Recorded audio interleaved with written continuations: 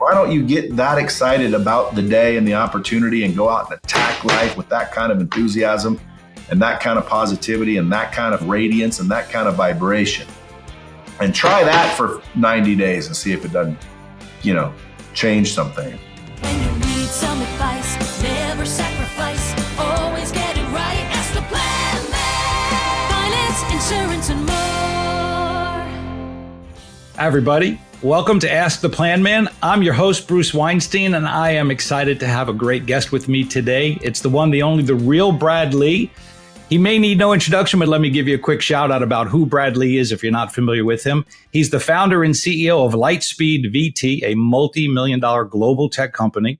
He's one of the world's leading interactive training system platforms. Not only is he a CEO, he's a top-rated podcaster, Dropping Bombs, which I've had the pleasure of being on. Thank you for having me, Brad. He's got a best-selling book, The Hard Way. We're going to talk a little bit about that today. Lessons he's learned so you don't have to. On top of that, he's worked and helped generate millions of dollars with the names that you're going to know: Zig Ziglar, Tony Robbins, Grant Cardone, and many others. He's been featured in Forbes, the Huffington Post, Inc. magazine, and he's continuously in speaking engagements and on top-rated podcasts like this one across the country. Brad, welcome to Ask the Planman. I'm going to toss the first question out because you are a very big persona today in the world of social media.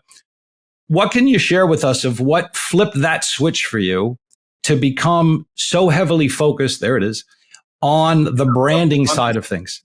If I'm this cool, man, I better put on my shades. Oh, you're pretty cool. The way you made it sound is like I'm almost a celebrity. Well, I think you've become one, no? No, heavens no. In certain circles, I would think people would disagree. Well, I mean, I am known. Yes. So the question is what is it? Restate the question. So people who follow you know some of your beginnings, back in the day, the car industry and coming out, and eventually you got into the Lightspeed business, and you talk about some of those struggles in your book. But where along the line did you have that epiphany or that aha that you got so heavily focused on all of this branding that you've been doing? Well, I mean, I saw and helped, quite a few clients with big names, develop an online business, a training business, basically online. And, through that, witnessed the results of what branding does and what a personal brand can do. So to me, it's like, man, I better build one for myself just in case. And about how long ago did that start taking place? 4 years. About 4 years now. Okay. I mean, so if the listener out there who follows me doesn't realize, like, Brad's constantly in every feed that I see on social media. He's on YouTube, he's on Facebook, he's on Instagram. He's got a tremendous branding team behind him, and he pushes a lot of content with a lot of frequency. And one of the things that I've engaged with Brad is he does coaching in a sense, or gives you guidance, where he's running a mastermind that I'm part of, and he talks and runs branding boot camps, right? I mean, that's one of the things we engaged in with you, is going to one of those branding boot camps. And he talks about all the different aspects. And just for those who don't know, right before we recorded, he's already given me guidance on my framing with what I'm using on Riverside here, and giving me some feedback on that. So that's something I need to figure out with my producers. So he's very in tune with that in the branding. And so you want to share a little bit more about the ideology of the mastermind that you have going, the Crash House that I'm part of? Well, it's actually called Real Coaching. The Crash House is just kind of because a group of rhinos is called a crash. But no, it's called Real Coaching.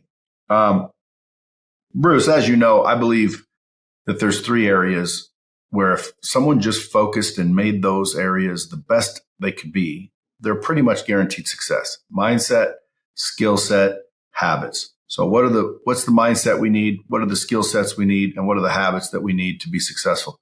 Well, only because I'm surrounded by success by intention. I just start looking around and seeing what all the successful people are doing. And then ultimately, if you emulate what they're doing, 9 times out of 10, you'll get what they're getting. So it's really just a coaching program where once a week we jump on the call, talk about skill sets, mindsets, or habits of the ultra successful. and then just in an entertaining fashion, kind of network a little bit with each other. But other than that, man, you don't have to join, unless, of course, you can't figure out how to get past a certain point. Like I always tell people, like, if you're not making at least $300,000 a year, dude, you need to fucking join. Like, are you nuts? Like, you ain't making $300,000 a year. You haven't figured that out yet. And then everybody's like, well, that's not easy, Brad. No, that's a mindset issue, Bruce. That is a mindset issue. Yes, it is that easy. Yes, it is this possible. And if you don't think it is, you're proving my point. You are really in need of mindset training. You need to adjust your mindset. You need to shift your perspective. And then some people think, well, I'm making 300 grand, but I can't seem to make $1 million. That's why you should jump on. Why? Because I'm telling you right now, if you can't make $1 million a year, it's almost the same thing. Now, a lot of people will be like, Brad, you're so far removed by saying that. That's not true. It's mindset, skill set, habits. And again, I mean, if I can pound that into somebody's head, anybody, I would say 7 years or older, 7-year-old or older, would understand what that means. What's that mean? That means, fix your mindset, then fix your skill sets. Some people aren't very good at something. So get good at something. Like pick something and get good at it. Like, what the hell's the problem? I ain't good at anything. Well, then get good at something. Well, I think that's a lot of what your platform does in Lightspeed is it's all training. A lot of it is self-help training, modules, courses by the big names that are out there on a lot of different aspects. So you can go to that library. You can find various trainings. If you're in auto sales, right? Andy Elliott's got programs on auto sales. You follow Grant Cardone. He's got. So the availability, and I think what Brad's sharing with us is the access to information is at its greatest availability than ever before because of platforms like Lightspeed, where you can go get those skills if you feel like you're missing those skills. But I actually named this episode, so you jumped on it, is Mindset, Skill Set, and Habits with Brad Lee, because that is something I hear constantly for you. Now, what I find coming out of the Wednesday sessions is I'm in a room with like-minded individuals. And then you go back into the general population, and it's amazing as your antennae is up to hear all the negativity, to hear all the bad mindset that goes on and the lack of habits. You know why though, Bruce? Because coming to those calls, you start to be aware of them. You start to realize, like, if you just listen, you got some negative people around you, and then you wonder why you can't get ahead. You can't have negative people surrounding you all the time. You have to surround yourself with people that you want to be like. You can't surround yourself with old high school buddies that are still sitting around drinking beer, working in their garage. There's nothing wrong with that lifestyle, by the way. My whole entire family is blue collar. What I'm saying, my whole entire family is very, non-ambitious, I would say. They're happy. Well, they know what they know. They're from that environment, and they don't necessarily know how to break out of it. Yeah, they have limited mindsets, dude. And when I try to tell them what to do, they act like, well, it's not that easy. That's your mindset, son. And I ain't got time to sit here and shoot the shit with you. There's a line I've used for many years of my career is you'll always get what you've always gotten if you always do what you've always done. So if you don't start doing new things and different things, you're just going to keep getting the same things you've been getting. And so if you want better, you got to figure out ways to do and be better. And that, I think, is what Brad's driving home with us. So let's talk quick about the book, because I want to give you a chance to talk about the Sacred Six and what that's about. So I'm showing that for those who are watching on the show, it's The Hard Way, Lessons I Learned the Hard Way, So You Don't Have to, by Brad Lee. It's a great book. A lot of lessons in there. Again, if you don't know Brad, he's very blunt and to the point. And so he starts out basically giving you the mindset, skill set, habits conversation, but then he's got his Sacred Six. So you want to dive into that a little bit and give our listeners some. Only if I could correct you. I don't think I'm blunt and to the point. I think I'm sharp and to the point. All right, sharp. Blunt would be the opposite of me, don't you think? Well, blunt force trauma might be a better way. Let's define blunt. Alexa, define blunt. As an adjective, blunt is usually defined as having an obtuse, thick, or dull edge or point, rounded, not sharp. As a verb, blunt is usually defined as to make blunt or dull. As a noun, blunt is usually defined as something blunt, as a small game arrow, a short sewing needle, or a short, thick cigar. For more, ask me to give you more definitions for blunt. So do you think I sound like blunt? I think you make By a all case those for it. descriptions, I'm not dull. I'm not any of that. So instead of saying I'm blunt, say Candid. I'm sharp. He's sharp. I'm sharp. Sharp Dude, and I'm candid. real. That's the whole thing. I'm real. And that's what I try to teach people, how to be real. Right. You know why people refuse to be real? Because they don't want to be judged by everybody. They are worried about your opinion and their opinion and this person's opinion. They don't want to look stupid. They don't want to feel stupid. They don't want to be embarrassed. We don't like embarrassment as a species. Isn't that weird? I shared the word with a group I'm in. Like Another group. dogs don't get embarrassed, Bruce. No, they just sniff each other. They don't care. No, dogs don't get embarrassed. No other species on planet Earth gets embarrassed. Okay. Only a human being gets embarrassed. Why do we get embarrassed? Why do we worry about other people thinking we're going to look stupid or sound stupid? You know, sometimes I don't use the best word when I could. Like sometimes I'll drop F-bombs. People are like, well, why do you talk like that, Brad? I don't know. Sometimes that's the word that pops into my head. And why does it matter? That's my question. Who cares? Well, we don't want to, hear that kind of language. Dude, first of all, we're the ones that gave it the meaning it has. Just like the word tree. If we decided from now on tree means shit stains, right? Every time I said tree, it's like shit, the equivalent of shit. Everybody would say, stop saying tree. Well, why? It was okay a while back. Well, that's before, it had a meaning to it. Right. So you're worried about more the meaning of words. Show me a person in this world that hasn't had sex. A human being. I'm talking about adult human being. Okay. Everybody's done it. No one should be offended by the word F.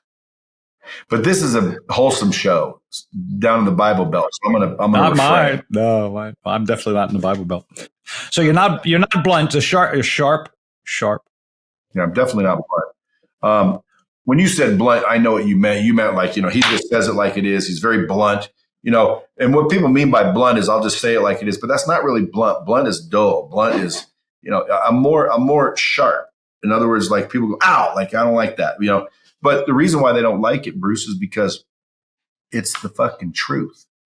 And sometimes people don't like the truth because it forces them to look in the mirror and they don't like what they see in the mirror. And so all of a sudden they get angry because you're forcing them to look in the mirror. Imagine some big, huge dude with a monster hand grabbing you by the back of the neck and forcing you, because his fingers are coming out this far, like he's cupping your head like that. And he's forcing you to look in the mirror, right? You'd be freaking pissed. You don't like it. You get angry.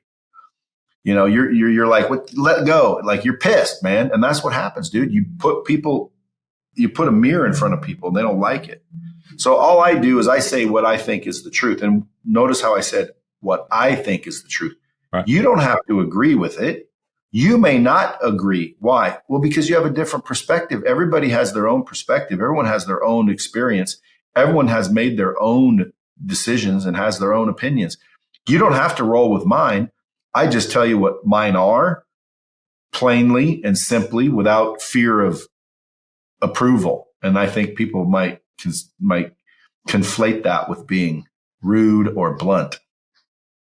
Well, you're direct and you don't pull punches, and you're not here to appease somebody for the sake of likability. You're just being real. And that's where a lot of people struggle, is they put on a false pretense out there because they want to be liked and loved, and they don't want to offend the masses. But Bruce, let's stop right there, because that's what's important. They want to be liked. They want to be loved. Why don't you like and love yourself enough to where you don't need everybody else's like and love? See what I'm saying? Like yourself enough to where you don't need everybody else's like. It's okay to want to be liked. Dude, believe it or not, I want to be liked. I think I love being liked. Like when I go somewhere and people are like, hey, can I take your picture? I love your show. Da-da-da-da-da-da-da. Like I'm in airports. My little girls are with me. Some people think I don't want to be rude. Dude, it makes me look cool to my little girls. Like, dude, I like when you guys come up and want pictures with me. And again, that's just my perspective. There's some people that'll be like, oh, when I'm out with my family, just leave me alone. Like, dude, I'd never get like that. Why? Well, because, dude, I appreciate people recognizing me. I appreciate people liking me. So therefore, I also want people to like me. The difference is I don't need people to like me.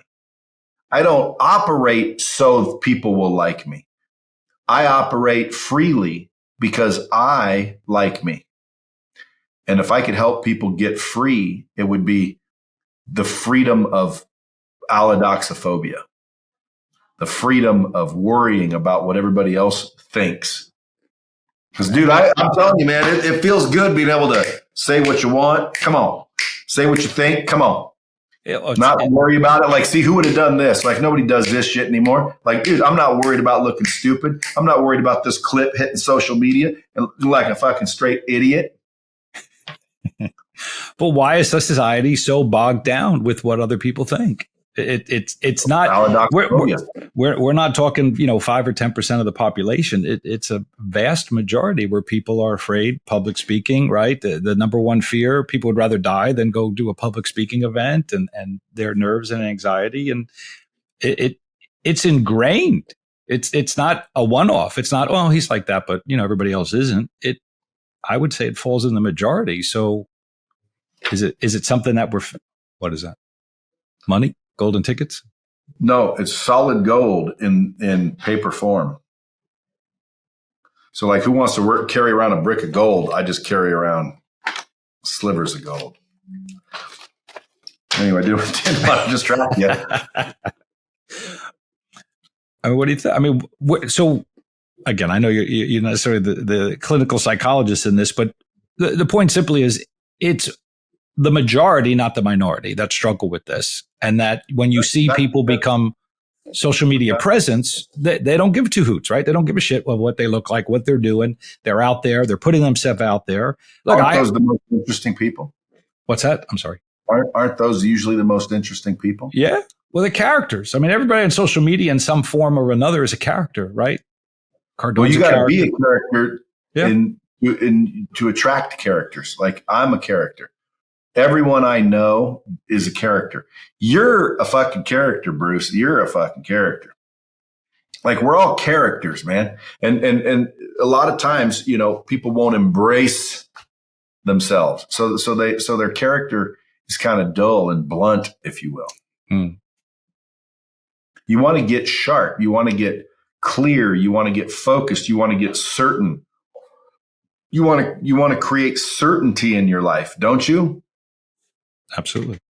Like, dude, when I walk into a room, especially even a room full of very important people, according to society, I don't walk in there and think, oh my God, look who's in this room. I can't believe I'm in this room.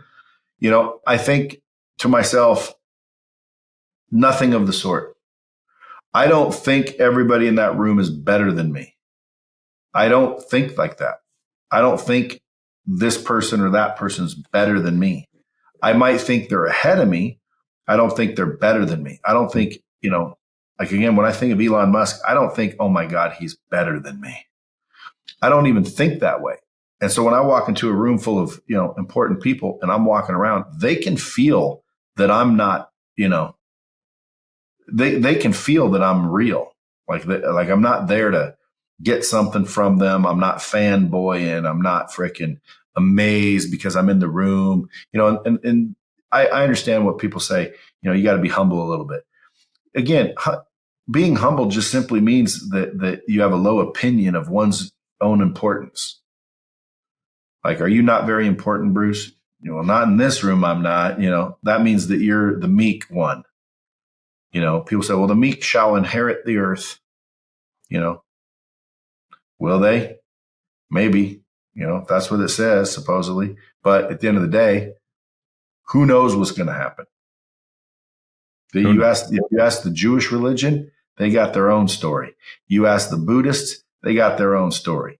You ask the freaking Christians, they got their own story. You ask the Muslims, they got their own story. And then factions within those, like Christians have all kinds of things like Southern Baptist, Presbyterian, and all these different versions. the Mormons, the Scientologists. It goes on and on and on. Everyone has their own opinion. Someone's got to be wrong, right? Someone's got it incorrect, don't they? How do we find out? Well, that's we that's the the ever going hamster Bruce. wheel. Yeah, Bruce, we wait. The only obstacle between us and God is time. I think most people are never going to find out the actual answer. Oh, you're going to find out. You're going to find out there is one, or you're going to find out there isn't one, but you'll find out. Yeah. It'll be too late once you do, in most cases. I believe there is, just for the record. You believe life after death? 100%. How about reincarnation? 100%. I can kind of lean that way. I always find it fascinating when there's too many stories you can't explain. Right, exactly. You see, that's it. I don't know what the kid's age was, but it was about 5 or 10 years ago. This like 8 or 10-year-old kid was drawing pictures of the fiery crash and Navy people burning in the Pacific, and he was recreating things that nobody would know from World War II, and like a battleship being sunk, and even named people in the platoon. Yeah, it was. I mean, that you just can't explain that stuff, right? So it's crazy. How about UFOs? Well, one more. Again, I totally believe that there are unidentified flying objects. I think we've been visited. Well, there's a theory that they're not from outer space; they're from inner Earth. Yeah, coming up from inside. I don't like come up from Middle Earth. People down there live 800 years old. I haven't heard that one. That's why they don't. That's why they don't want us fucking with nuclear weapons. Because dude, they'll be affected too. All right, Sacred Six. You want to hammer them out? Listen, I mean, the Sacred Six are just 6 things you can do to start building confidence in yourself. Because if you want to raise your net worth, you have to raise your self-worth. And the only way to do it is literally to, put some effort and time and energy into it to where you get more confident, more secure, more certain, if you will. So I call them the Sacred Six. The first thing you do is apologize to yourself, because you're the worst friend you could have. If you looked at all the crap you've pulled on yourself, the constant procrastination, the negative self-talk, the freaking lack of freaking accountability, the lack of freaking discipline, you've dicked yourself 1,000 times and you know it. So you forgive yourself. You apologize and forgive yourself. Then you commit to do what you say you're going to do. Then you start racking up the wins. So you have the memory of winning a lot, because, if you win a lot, that makes you a winner. You lose a lot, that makes you a loser. We're not racking up enough wins throughout the day. So we want to be winners all day long. That'll make us walk a little taller, be a little bit more proud, and feel like we deserve some more. And then the fourth thing is to get rid of all the negativity, which those people will start popping up once you start acting like you deserve more. People will be like, dude, what do you don't talk like that. You sound like an asshole. All of a sudden you're entitled, and everyone will try to change your mind, right? And tell you that you're not doing the right thing. So you got to get rid of the negative people. And then 5, you map out and visualize exactly where you want to go. So you can judge throughout the day, does this move me towards or away? And then if you just do that daily, the choices you make determine the road you take. And then the only other thing you can do is seek new information, which is the 6th one. Because the reason you do what you do is because you believe what you believe. So the only way to change beliefs is to get new information. If you have no new information, you'll never change what you believe.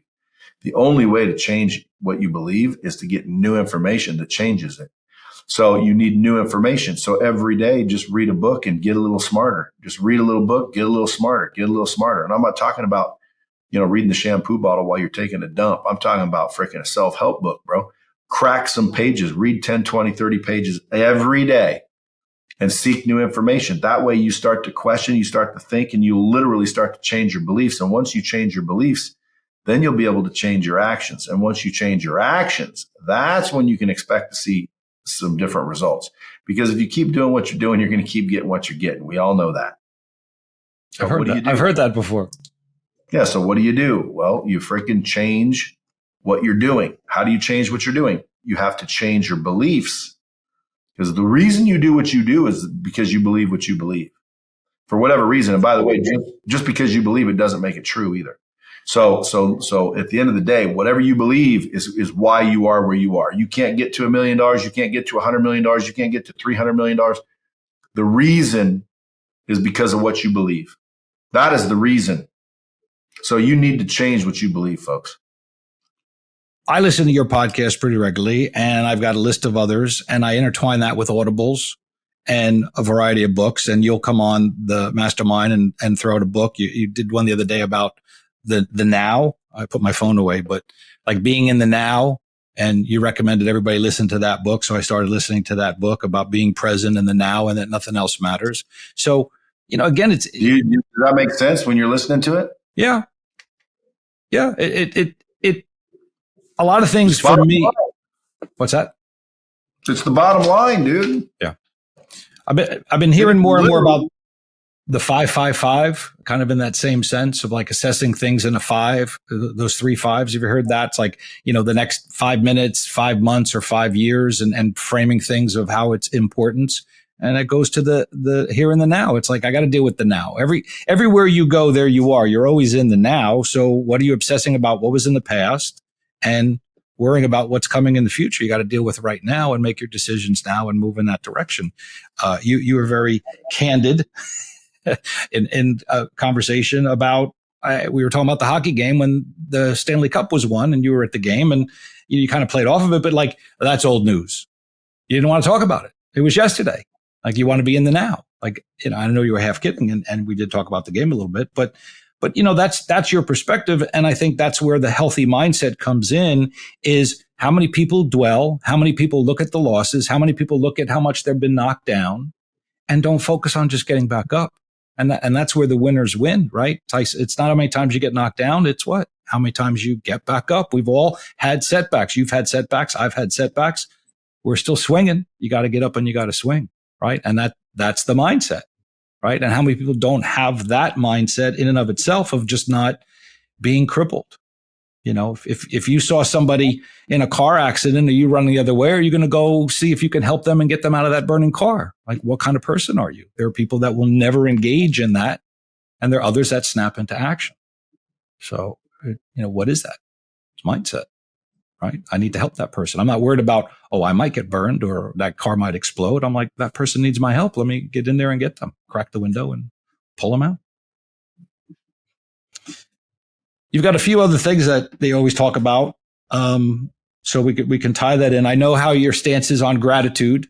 You've been quoted, requoted. I hear other people saying it going, hey, that's Brad's. I've heard Brad say that.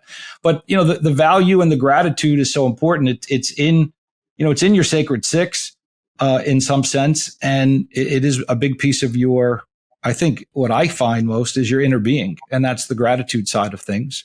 And you talk about the value of waking up every day. You want to share that a little bit? Well, you just did, Bruce. You got to be grateful. So how I used to trick myself to start and train my brain to be grateful, is I put a sign on the wall that reminded me that I got another day. It just said, congratulations, you get another day. It actually said, bitch, but I did that because I'm always funny. So it really said, congratulations, you get another day, bitch. And so when I woke up and I started thinking about car payments and all the shit I used to think about, I'd look at that sign and remember the very simple principle that truly and honestly, that is the best gift of all, is it not? Like, in other words, you wake up every morning to the best possible news in the world, which is you get another day. Now, if you just stop right there and appreciate the fact that you get another day, everything during that day becomes an opportunity and it brightens everything up. It literally changes your perspective, realizing that there's nothing that could happen during the day that literally is better than what happened in the beginning, which is you woke up, you got another chance, bro. So I like to think to myself in terms of cash, because I understand cash. So it's like, if I gave you $10 million cash, would you be excited? People were like, oh my God, my life would change. I'd feel like everything. Well, would you rather not wake up or get 10 million? People are like, well, of course. So you realize that waking up is worth more than $10 million. You would forgive $10 million cash just to wake up tomorrow. And people say, yeah. Okay, then why don't you act the same? Why don't you get that excited about the day and the opportunity and go out and attack life with that kind of enthusiasm and that kind of positivity and that kind of fucking radiance and that kind of vibration? And try that for 90 days and see if it doesn't, change something. It has to. It absolutely does. has. Of course it does. Now you know why I wear my glasses. It's like, holy crap, dude. Life's so bright, holy moly. Are they readers? They're No. strict. You got to start putting These are the lenses in there like I do. I got to give up wearing sunglasses. I can't see anything anymore. Oh, that's good. All right, listen. Well, dude, why don't you get rid of some of that third grade lunch money and get yourself a pair of prescription sunglasses? These fade in. They kind of darken as it gets. You got those transitions. Yeah. You got to wear them everywhere. I hope you never get there, but I'm in the trifocal stage. It's like we all get there. We all get there. Bro. You live long enough, the eyes go. How old are you, Bruce? 60. Just turned 60. Yeah. See, that's the thing. Like, hopefully, I'll turn 60. Hopefully, I'll have these problems. Yeah. You know what I'm saying? People, welcome to the club. And my response all day as people were texting and messaging me, I'm like, I'm glad to be here. And it was genuine. I'm glad to be here. My mother died at 45. Like, I'm glad to be here. Right? She didn't get another day. She didn't get that. That's why when I see really old people walking all slow and shit. I'm like, people are like, oh, look how cute they are. You hope to be that old someday. Yeah. Now, personally, I'd rather stay spry my entire life, and so when I'm 102, I'm still a spry, sharp 102-year-old. But unfortunately, life has a way of wearing down the body to where your eyes are going to go eventually. Your hearing is going to go and get worse eventually. Your organs are going to start wearing thin eventually, to where no matter what, dude, you're heading towards the old death. So the question is how much time between now and then do you have? Now, if you knew, dude, you got 48 minutes left, would you be dicking around on this podcast with me? Probably not. Hell no. You'd be like, dude, I got shit to do. So if we acted like that, and it's very difficult to do so, but if we acted like that, we would literally be the most successful people on the planet. And we would also be correct, because at one point in time, dude, you will be correct. Yeah. It ends whether you want it to or not. It will end. Like at some point in time, Bruce, if you said every minute that you have 48 minutes left to live, eventually you'd be correct. Part of my story of origin, my listeners, know this, is I talk about Someday Isle, that my mother lived on Someday Isle. She got sick in her 30s, passed away at 45, 5-6 year battle with cancer, breast cancer. And I always heard as a kid, teenager, someday I'll do this and someday I'll do that. And so she never had the now, right? She wasn't in the now. The now was in the future. Someday I'm going to go do that. And then her health robbed her of that. And so that at 22 years of age instilled in me, as you're describing, of like, there is no guarantee for tomorrow, and you better be living your best life and you better be doing things. And then I was astonished by the people that I worked with in my, financial advisory days, of how tight and in the box, and everybody was just so worried about that other side of things. And I just never got that. Like, why people were, they were playing not to lose. They weren't playing to win. And life, you got to play to win, right? Why would you play not to lose? I'll let you wrap up here. So we're bringing out, one of the things that you were kind enough to come on the show is we're building out a training platform. So I just kind of wanted to give a little plug for me on that, of what we're doing with you here. And then for my audience, give us a sense from your words, what makes Lightspeed and the interactiveness of the training, and why would my audience want to be engaging in my potential tools and services that I'm going to be building out, as well as some of the others that are already on your roster? What's so unique about Lightspeed? What does it do? What can you kind of give us a 10,000-foot view? Well, it's not Lightspeed that matters, Bruce. It's you. People are going to be buying your virtual training system so they can learn what it is that you have to teach. So instead of just making a video of you talking and putting it up for sale on the internet, we're taking your knowledge, and we're basically virtualizing you and putting it into a multi-million-dollar system that allows us to deliver, track, and measure good content with repetition, practice, and accountability, and the ability to interact and communicate, because it's also a communication platform. But the difference is, not really Lightspeed, because I can give someone a tool and they're not able to do anything with it. The difference is why would people be buying it? To learn what it is you teach. They're just the Lightspeed badge is really just a promise that you'll actually learn, because it's a system designed for learning. It's not a hosting solution. It's not a hosting solution. It's a learning solution. So it's the interactiveness and the accountability. So a lot of your clients that use this for their employees, part of that measuring stick is what they want out of this, is that they know their people are going through and they're being monitored in some sense on the platform as well. Right. Yeah. So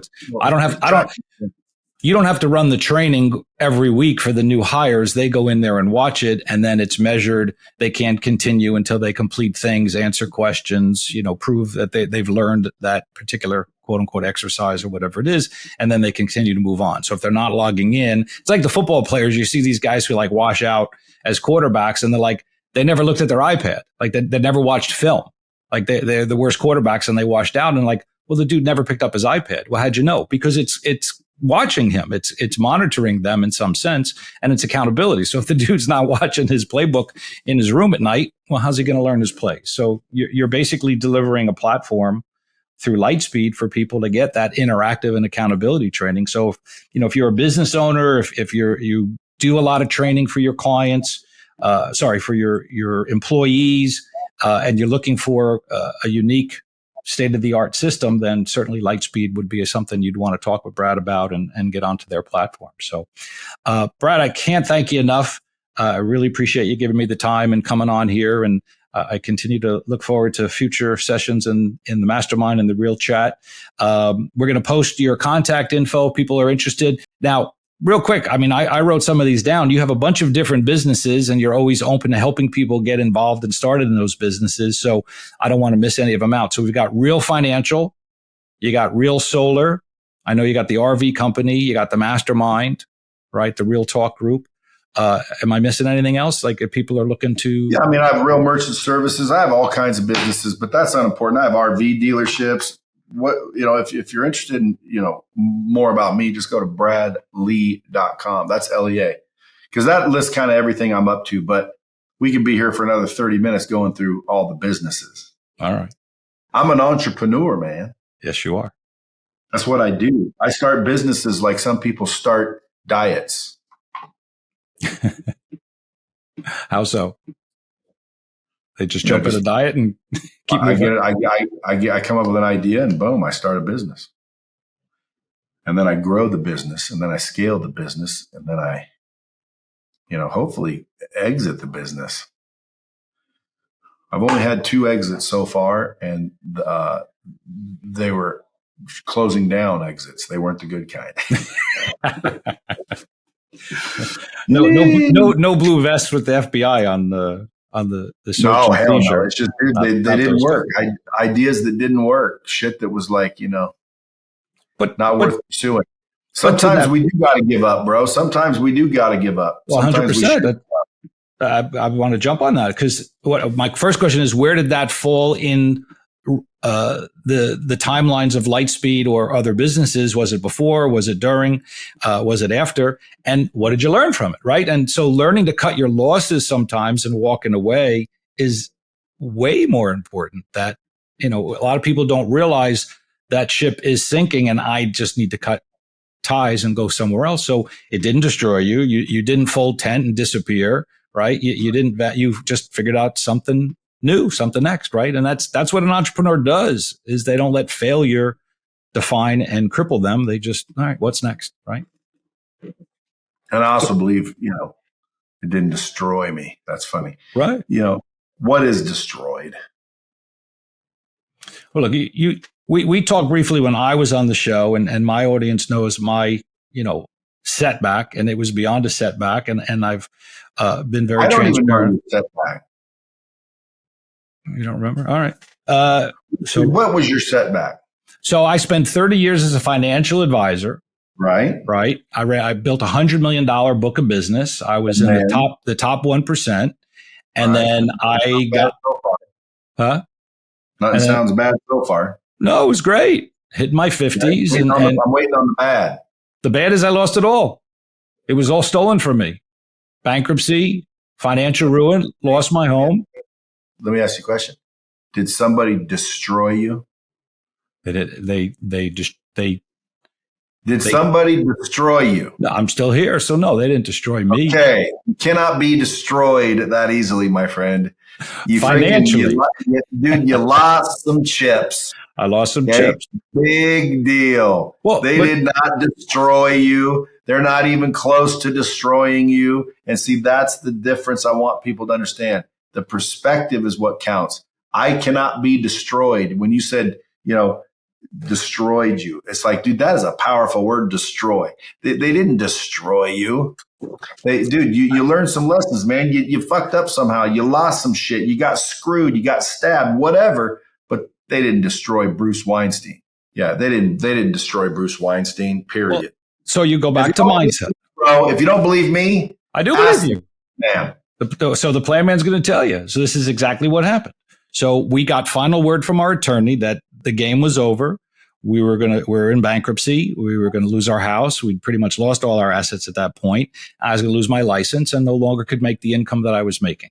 That's a pretty devastating phone call when you get that phone call. Okay. And that was. Can I ask you a question? Would you rather have had the phone call that says you have pancreatic cancer and you have 3 weeks? So stay with me. Stay with me. You're going to hear my mindset. Okay. So I go home. I got to tell this to my wife and we're dealing with that. And we go to bed that night. The next morning, to your point of pancreatic cancer, the next morning, a friend of mine from high school calls, a mutual friend of ours. By the way, this is Friday the 13th. So for whatever reason, the 13th.